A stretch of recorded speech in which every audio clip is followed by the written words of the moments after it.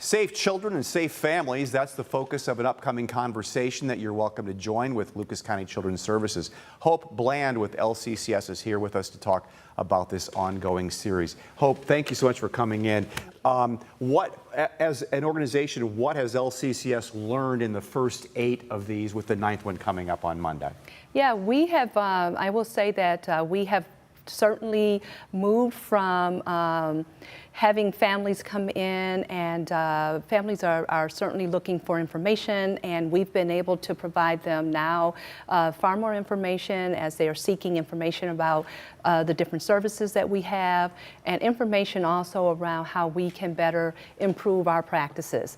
And I will say that what we have accomplished through these sessions is that we've been able to come up now with a family helpline that will help families navigate the system, through the system, and I think that has been successful thus far. We have also been able to offer even more resources that, in terms of our community partners participating in these sessions with us, and being able to offer far more resources for families as they attend these sessions. Transparency is so important for every governmental organization, but probably more so with LCCS, because when you're talking about the safety of children, that's paramount, that's your mission. Yes. And there's a lot of parameters and guidelines that go with that, but this is going to be 5 to 7 p.m. at the Wayman Palmer on Monday night, and the public's invited to come on down, and there's the number if you'd like to get more information. This is a very important thing as you're getting, so you're going to keep doing these until later this summer? That is correct. We will be doing these, this is a year-long effort, and we will be doing them until August of this year, and then our goal then is to move into more focused groups, more focused level topics that bring more families to the table to have further conversations around ways that we can improve practice.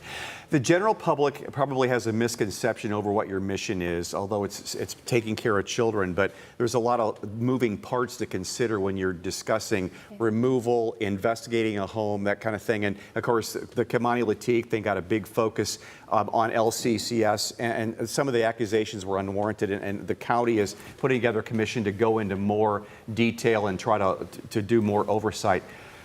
What are the process when there's a child that is called in that may not be safe, or their teacher calls something in? What's the process that goes into investigating? Yeah, and every case is dealt with individually. Absolutely. So it absolutely does depend on each individual case. But the general process is that once we receive the referral, it does go into it goes into our intake process, where we make a determination whether or not, based on the information that we receive during that call, whether or not we would conduct an investigation. But that does certainly involve, it's very detailed in terms of what that process looks like. We typically have a group of individuals, professionals that do look at that information, so it's not one singular person making a decision.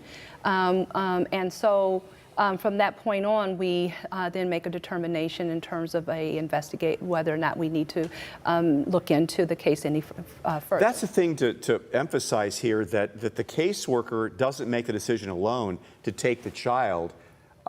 It's a whole committee of people, and that's how the system works. A whole number of people have to be convinced that this child is in danger if we don't remove the child. And in some cases, wrong decisions are made. Other times, you have to consider the family situation, whether they're with a parent, a grandparent, aunt and uncle, or extended family. Yeah, that is absolutely correct. These are not cookie cutter decisions whatsoever. They're all based on individual circumstances.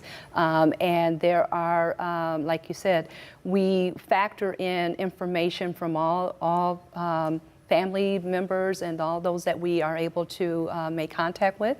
And then as decisions are made within our agency, again, these are decisions that are made from a collaborative perspective. So we do have more than one person that sits down and looks at these cases and make a determination on what to do next. What's the goal of these sessions, this next one coming up Monday, 5 to 7 at Wayman Palmer? What's the hope with this as you continue? And probably one, transparency we talked about, but also and let the people know where you're all coming from, so there's a Yeah. good two-way communication there. But what's the hope? Yeah, our hope with these community sessions is that our community has a better understanding of the work that we do from the internal perspective.